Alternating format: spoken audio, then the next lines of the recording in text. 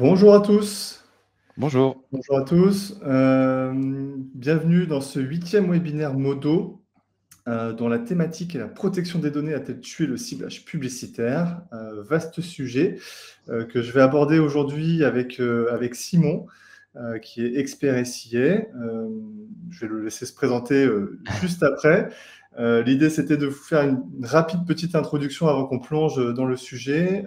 Donc, nous sommes l'agence Modo, une agence de conseil en stratégie digitale.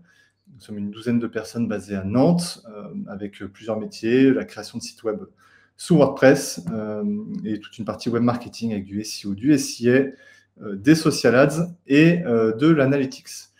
Et donc, effectivement, on a pris un peu différents sujets du web marketing du moment pour vous parler aujourd'hui de cette grande thématique sur les ciblages publicitaires et la protection des données, puisqu'effectivement, depuis 2023, il y a eu quand même de sacrés chamboulements.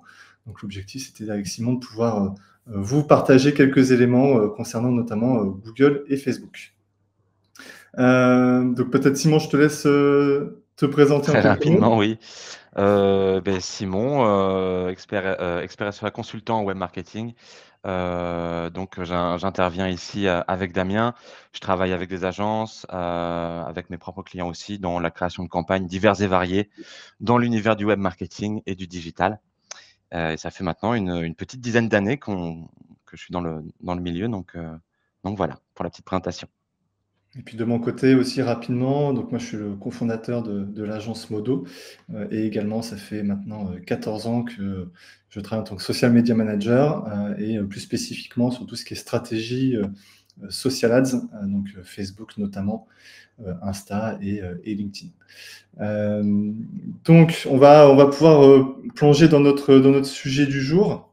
L'idée c'était de commencer par faire un premier tour d'horizon de notre problématique, et notamment sur la régulation des données, les politiques de protection des données qui ont été mises en place, notamment en Europe, avec la bien connue RGPD, mais également, en fait, tout a commencé avec les États-Unis, aussi surprenant que ça puisse paraître, et principalement avec la Californie. Peut-être que tu peux nous dire deux, trois mots sur l'origine de tout ça, Simon? Sur la partie RGPD? Ouais. Oui, bah, c'est vrai qu'au niveau de la règle, enfin de la RGPD, la RGPD qui est une loi européenne, hein, de base, et c'est les États-Unis qui se sont inspirés pour une fois, de ce qu'on a fait en Europe, à ce sujet. C'est vrai qu'il y avait, on va dire un eldorado des données à l'époque où on pouvait un petit peu faire ce qu'on voulait au niveau des ciblages publicitaires. On pouvait très facilement traquer, des personnes qui visitaient tel ou tel site, qui tapaient tel ou tel mot-clé, avec des audiences assez précises sur les revenus, les âges, ou même les comportements de navigation. Et c'est vrai que la RGPD est venue appliquer une première couche de réglementation où les différents acteurs qui récupéraient les données, en fait, donc les sites internet, etc., se devaient de respecter un certain nombre de règles par rapport à l'anonymisation des données et par rapport à cette récolte, avec la première apparition du consentement tacite, finalement, de l'utilisateur, qui n'a pas été appliqué tout de suite, hein, quand on se rend compte aujourd'hui qu'on commence à l'obtenir que maintenant, alors que la RGPD, ça fait maintenant 6 ou 7 ans, je crois, maintenant que ça a été, mis en place. Donc voilà, par rapport à ça, l'idée, hein, de cette RGPD, c'est de protéger les utilisateurs d'internet et leurs données personnelles, en essayant d'avoir un cadre légal sur l'utilisation de ces données. Et donc c'est vrai que ça a été un vrai succès en Europe, et cette loi qui, du coup, est vraiment novatrice et qui était vraiment européenne, a été ensuite importée aux États-Unis. Ils se sont inspirés de ce qu'on a fait en Europe pour une fois. Donc voilà pour le petit historique. Donc effectivement, oui, comme tu le disais, en plus, ce qui est assez intéressant, c'est de voir que cette loi qui existe depuis longtemps n'a vraiment qu'une application concrète récente, notamment peut-être parce que certains régulateurs nationaux se sont aussi emparés du sujet, avec notamment la CNIL en France, qui a commencé à aller fouiller un petit peu et essayer de faire appliquer de manière très concrète cette RGPD, dans le milieu du web en tout cas. Et effectivement, dès qu'il y a commencé à avoir deux, trois acteurs épinglés par la CNIL sur le sujet, le marché entier a commencé à basculer. Donc effectivement, ça fait depuis 2 ans qu'on vit quand même une certaine révolution dans notre petit milieu sur cette question de la protection des données. Encore plus depuis Euh, même, ces 6 derniers mois, hein, on va en oui, reparler encore après, mais voilà, il y a la dernière loi qui est apparue qui est le DMA, Digital Marketing Act en Europe et c'est vrai que là, pour le coup, c'est un changement drastique, dans l'application de la loi, quoi. ouais. Alors justement, quels sont les principes fondamentaux, notamment peut-être sur un aspect Google, qui est un peu plus spécifiquement aussi ton sujet, mais aussi d'une manière générale, les principes fondamentaux de ces régulations, et notamment de la RGPD qui nous concerne directement. Il y en a eu plusieurs, hein, on les a un petit peu évoqués avant, mais c'est vrai que, déjà, en effet, le consentement explicite et tacite, des utilisateurs des sites internet par rapport à leur collecte de données. Donc les fameux, cookies qu'on doit accepter, hein, donc c'est vraiment la 1re chose qui est apparue, l'obligation d'obtenir l'acceptation tacite des cookies de l'utilisateur. Donc s'ils sont ignorés ou refusés, on ne peut pas utiliser ou on ne peut pas collecter les données. La transparence sur l'utilisation de ces données qui va avec finalement ce consentement. Le droit à l'oubli aussi, par rapport aux utilisateurs qui peuvent demander la suppression de leurs informations personnelles. C'était possible avant, mais pas de manière aussi spécifique par rapport au digital Mmh. avec, des possibilités simplifiées pour les utilisateurs, hein, d'aller sur des sites spécifiques pour faire ce type de demande. Et puis par rapport à Google et notamment mon métier sur la partie Google Ads, la suppression, mais pareil pour le social ads, hein, la suppression de certains types de ciblage, comme par exemple pour Google les audiences similaires, qui étaient très pratiques puisque ça permettait d'élargir, ces ciblages et ces audiences sur, des profils, secondaires, mais très proches de notre ciblage principal qui, pour le coup, eux, ont été, supprimés à ce moment-là, à cette époque. Ouais, parce qu'effectivement, la RGPD, la partie consentement, c'est la partie émergée de l'iceberg, on va dire.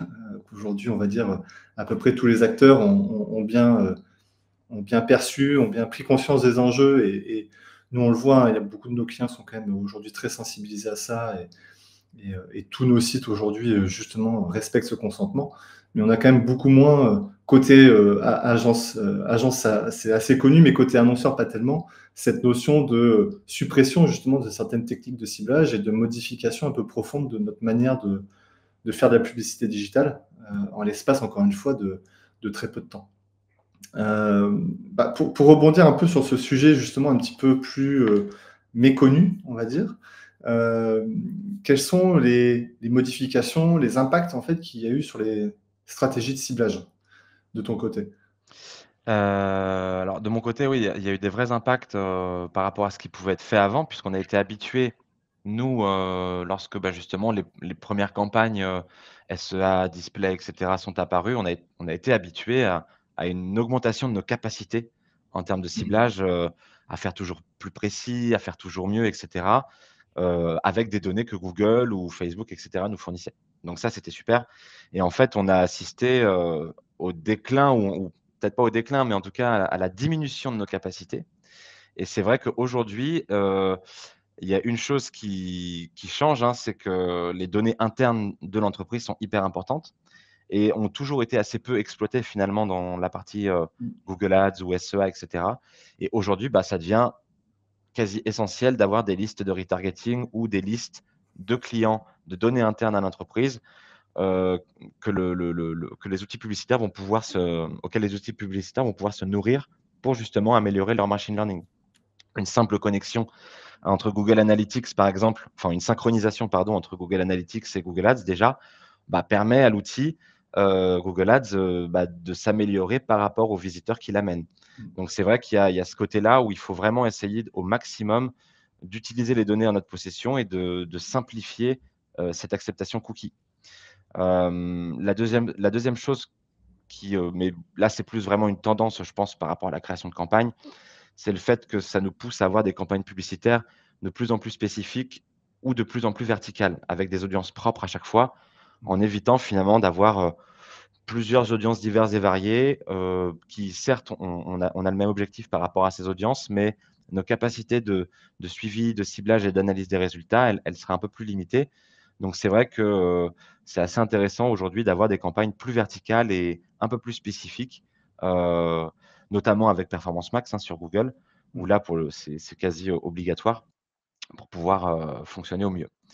Et puis il y a un dernier élément alors qui est pas vraiment une modification de stratégie de ciblage, mais qui est plus un élément contextuel, en fait, où on doit faire avec et on doit aussi expliquer ça, puisque nous, on est experts en web marketing et sur cette question du digital. Et beaucoup de clients, beaucoup de personnes pensent que finalement, quand on fait du digital, on va pouvoir cibler, je sais pas, les personnes qui ont entre 27 et 28 ans et qui habitent dans un code postal précis et qui vont en plus consommer dans tel ou tel magasin précisément entre telle heure et telle heure. On a cette obligation et on doit être pédagogue par rapport à ça, où il faut expliquer que on n'a plus autant de capacité qu'avant en termes de ciblage. On revient à ce qu'on savait faire finalement avant. Ça ne veut pas dire que c'est moins efficace, puisque on touche quand même notre cible, mais on est moins au courant, ou elle est plus cachée en fait dans des cibles un peu plus globales. Et ça fait partie aussi de notre métier d'expliquer à nos clients finalement que tout ça change et qu'on n'est plus à l'ère de l'Eldorado des données, hein, finalement, où on pouvait faire un petit peu ce qu'on voulait. Ouais, alors effectivement, puis en plus, si je rebondis sur Meta, il y a 2-3 choses intéressantes. Tu évoquais ce côté verticalité des campagnes, notamment sur Google Ads. Et ce qui est assez intéressant de voir, c'est que sur Meta, l'approche est un petit peu différente, où justement les recommandations vont plutôt sur une simplification des campagnes. Et auparavant, on avait souvent tendance à avoir des structures de campagne assez complexes et à subdiviser notre audience par catégorie d'âge, par type d'intérêt, etc. Et effectivement, le machine learning de Meta nous pousse aujourd'hui à simplifier et à rassembler toutes nos campagnes dans un seul et unique bloc presque pour optimiser nos performances. Et c'est le machine learning de Meta qui va aller targeter les bonnes personnes et nous apporter de la performance. Il y a même une tendance aujourd'hui, notamment qui provient d'experts américains sur Meta. Donc peut-être qu'en France, on a des comportements un peu différents, mais qui nous indiquent que même le retargeting sur Meta aujourd'hui perdrait potentiellement une partie de son intérêt. Voilà. Donc c'est peut-être une tendance de fond qui va arriver. Bon, moi, je pense que malgré tout, le retargeting, le fait de pousser des messages un peu plus spécifiques à des gens qui ont déjà visité notre site, ça a une approche, une valeur qui est différente. Voilà. Donc, je ne suis pas forcément tout à fait d'accord avec ça, mais ça montre en tout cas une tendance à la simplification, effectivement. Et je trouve que ça repose aussi la question du rôle du consultant dans ce monde-là, où auparavant, on avait quand même un rôle de technicien, où on devait aller chercher la petite audience qui allait bien pour le bon message, alors qu'aujourd'hui, on va plutôt essayer de travailler une approche peut-être, en tout cas sur Meta, hein, si je parle de Meta qui est plutôt mon sujet, on va plutôt travailler le contenu que le ciblage publicitaire. Donc on revient, comme tu disais, en fait, à un basique de la communication, qui est de travailler d'abord ses messages, et c'est son message qui va générer l'intérêt et la performance qu'on veut avoir sur notre campagne. Alors c'est vrai aussi sur la partie Google, si ce n'est qu'il y a quand même 2-3 éléments auxquels il faut faire attention, puisque Google a la fâcheuse tendance parfois à essayer de nous faire trop ouvrir nos ciblages et trop faire confiance au machine learning, ou à trop dépenser nos budgets. Et c'est vrai qu'en plus de ce rôle finalement de créateur de contenu et de ciblage qui sont un petit peu simplifiés, certes, je pense qu'on a aussi un rôle de contrôle, justement de pas trop tomber dans les recommandations que peuvent nous faire Google, ou d'essayer d'être le garant finalement, hein, du bon ciblage versus les meilleurs CPC ou les meilleurs coûts qu'on pourrait avoir. Donc c'est vrai que c'est un sujet assez intéressant, puisque Meta et Google sont assez proches là-dessus, mais aussi avec ses différences. Donc ouais, c'est pas mal, c'est intéressant. Et puis, moi, j'ai noté aussi 2-3 petites choses qui sont un peu spécifiques à Meta. C'est que cette protection des données est quand même un peu au cœur des enjeux de Meta, d'une manière générale. Et Ouais. Facebook a été un peu la cible pendant pas mal d'années. Et je pense notamment depuis 2016, avec la campagne présidentielle de Trump, où on avait à ce moment-là beaucoup de publicités qui avaient été faites en faveur de Donald Trump sur Meta, qui avaient été diffusées à des micro-ciblages et qui, entre autres, avaient permis à certaines populations américaines de changer de camp dans les élections présidentielles. Et donc, effectivement, Meta était soudain apparu sur le devant de la scène. Le Brexit aussi, qui a été énormément promu sur Facebook avec des publicités Facebook. Voilà. Donc, cette période-là, ces années-là ont été assez décisives. Et le grand public s'est tout de suite un peu montré très méfiant vis-à-vis de Meta. Et donc, ils essayent depuis de montrer un peu patte blanche sur cette question de la protection des données. Je vais faire un peu un comparatif hasardeux, mais c'est un petit peu comme McDo en France qui essaye de montrer que leur viande est de la viande française, que c'est du blé français cultivé de la bonne manière, etc. Ils ont beau faire tous les efforts du monde, on est toujours méfiant.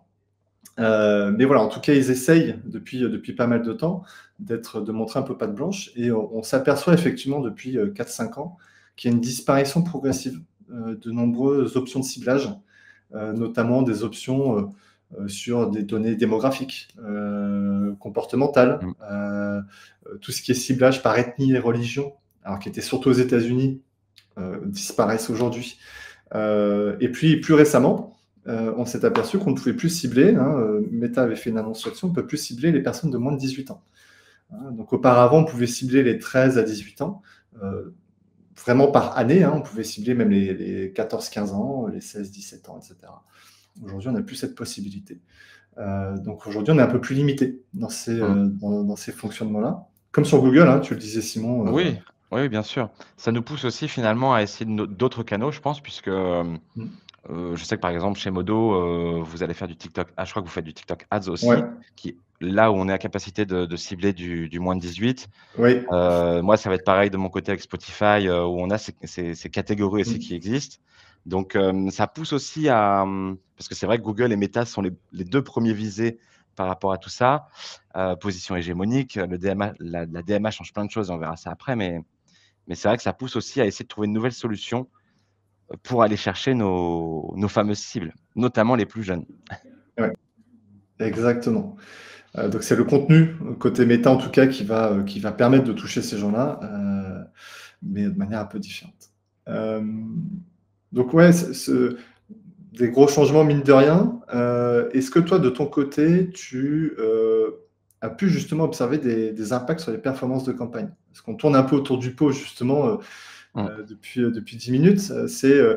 Tous ces changements-là, est-ce qu'ils ont eu un effet alors, on Alors oui. imagine négatif, c'est souvent, on va dire que dès qu'il y a des gros changements, on imagine tout de suite un changement négatif, mais peut-être qu'au contraire, il y a eu des effets positifs sur les performances de campagne, Alors, de ton côté. oui, clairement déjà, il y a un effet mathématique qui se voit en fait dans les statistiques. Quand tu regardes, les chiffres acquisition d'une campagne, SEA ou Facebook, enfin voilà, en tout cas, je pense la plupart des campagnes qu'on peut traquer sur Analytics. Quand tu regardes les chiffres acquisition que t'annonce Google et quand tu les compares aux chiffres atterrissage sur, Analytics, qui sont les chiffres du site, hein.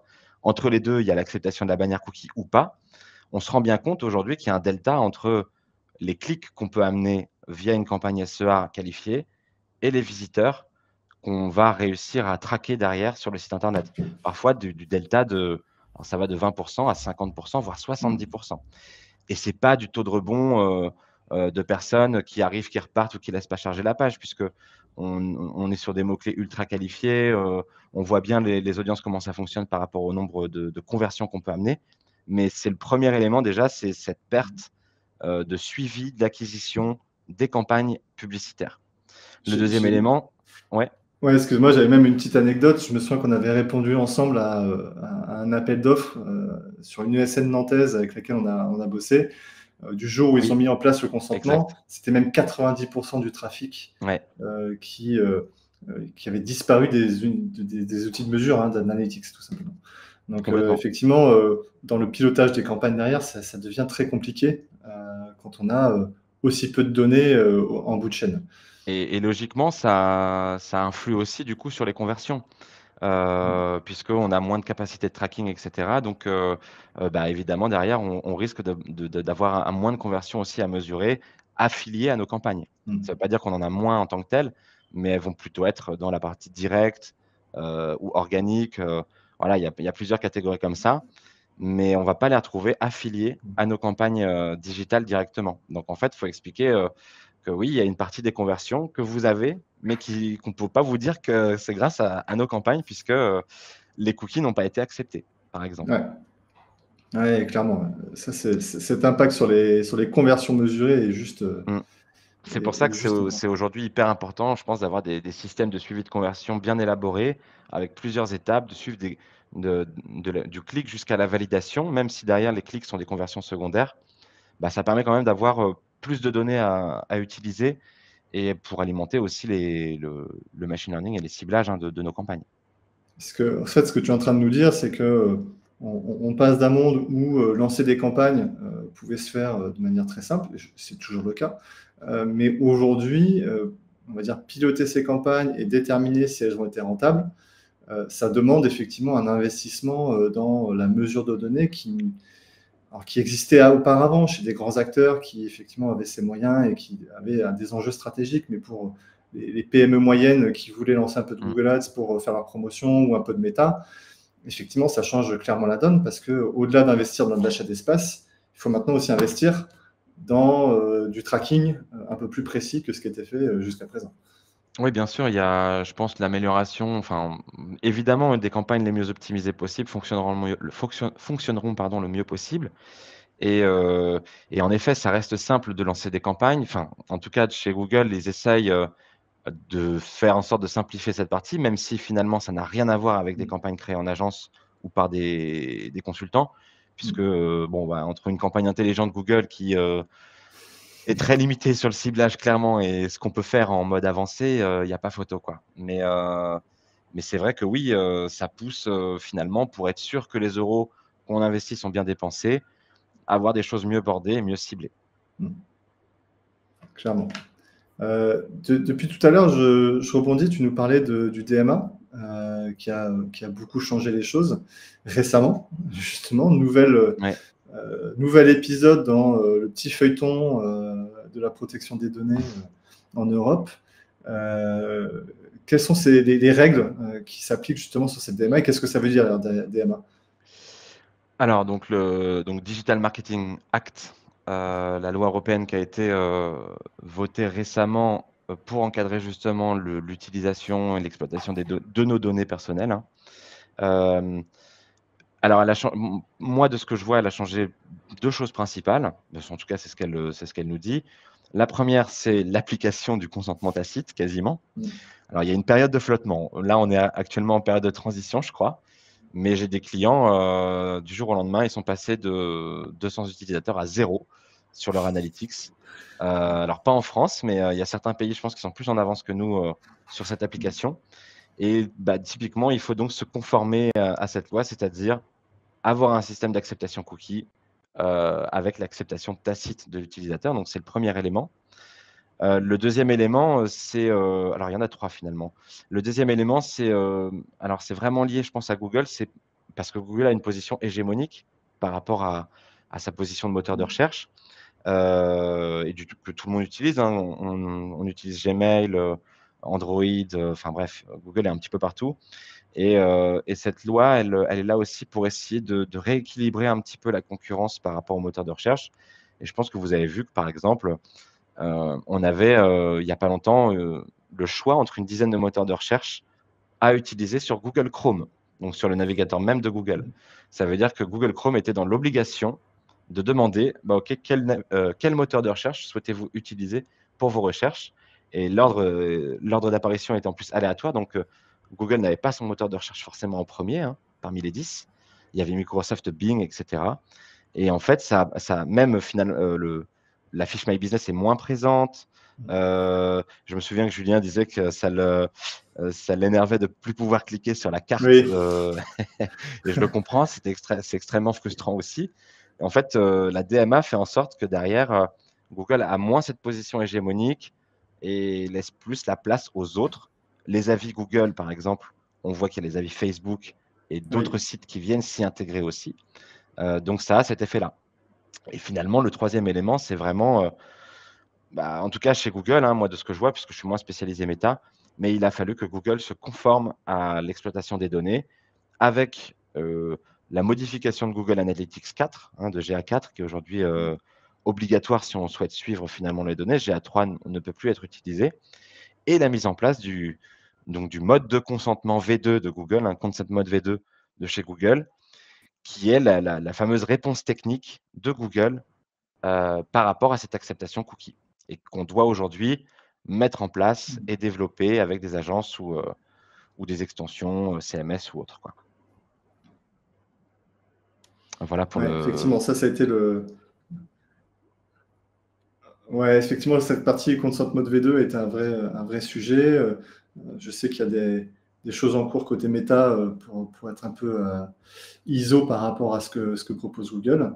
Je sais qu'aussi ce qui a pas mal changé, et je crois que Meta était un peu précurseur, il avait anticipé ce DMA sur ce sujet, c'est la mise en place aussi d'une plateforme de ad transparency. Alors, donc c'est une plateforme Oui, sur laquelle, c'est un vrai. site web, hein, sur lequel on va retrouver un listing de toutes les publicités qui sont en cours de diffusion par des annonceurs. Donc voilà, ça vous permet de voir quelles sont toutes les publicités diffusées par n'importe quelle marque ou entreprise qui ferait de la publicité aujourd'hui sur Meta. Google le fait aussi, si je ne dis pas de bêtises. Et donc, alors ça permet en tant qu'agence ou de consultant aussi d'aller faire un peu de veille concurrentielle. Et ça permet en tant que consommateur aussi de voir par quelles entreprises on est touché, et pourquoi on est touché par eux, quelles sont les publicités en cours, sur quelle plateforme, etc. Alors, il n'y a pas toutes les infos, évidemment. On n'a pas de données spécifiques sur les critères de ciblage, voilà, qui pourrait être demain un nouvel élément ou une nouvelle étape de transparence. Mais aujourd'hui, on n'a pas forcément toutes ces options-là. Mais oui, effectivement, gros changement. Et le petit point que je souhaitais ajouter, c'est qu'on le voit bien avec nos clients. Et je pense que c'est pareil pour toi, ils sont tous un peu perdus. Parce que tous ces changements-là, on Ouais. a eu un millefeuille en fait de nouveaux éléments à prendre en compte, qui nous ont obligés, nous, en tant qu'acteurs du secteur, à être vigilants, à faire de la veille pour être conformes aux réglementations européennes, parce qu'aujourd'hui, Bien il y a sûr. beaucoup plus de contrôle qu'auparavant, donc on se doit d'être impeccable sur ces sujets-là.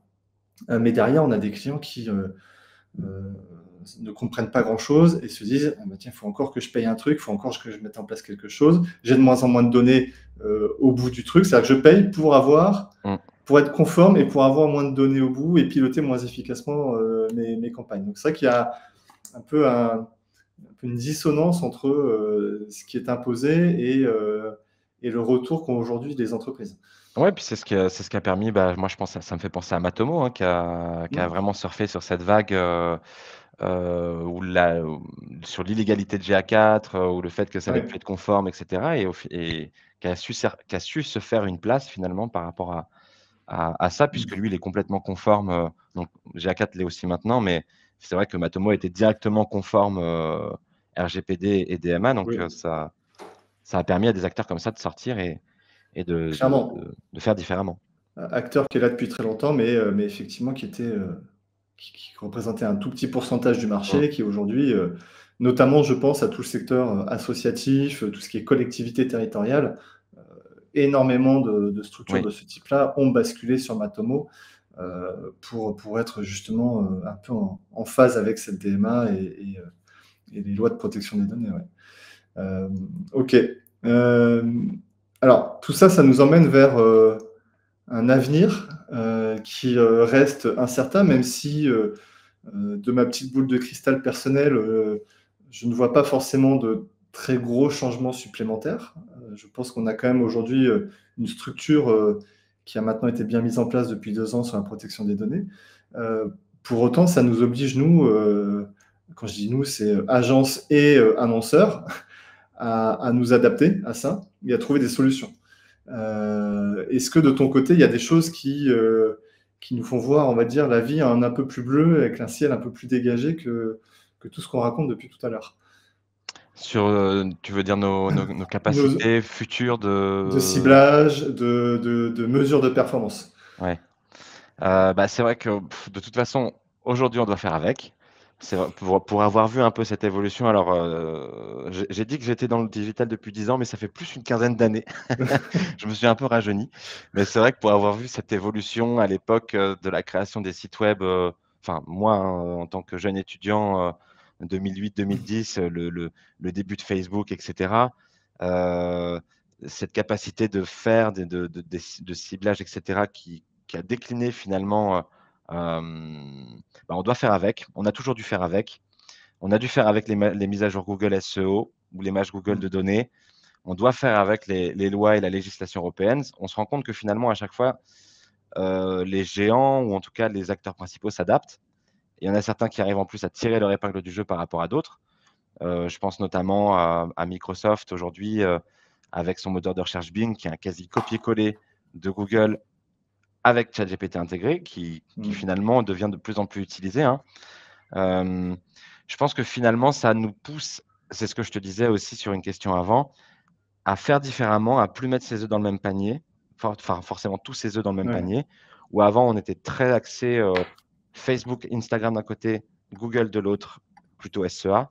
Et bah, aujourd'hui, on voit que on va devoir aussi aller chercher d'autres canaux, peut-être plus adaptés, plus ciblés par rapport à nos cibles.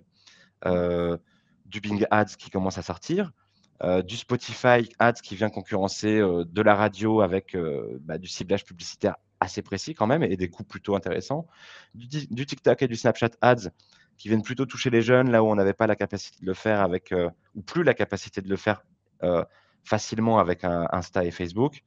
Donc je pense que ça nous pousse finalement à multiplier les canaux, à essayer de nouvelles choses et à plus essayer de trouver les bons canaux par rapport à nos cibles, plutôt que de faire confiance au tout ciblage publicitaire.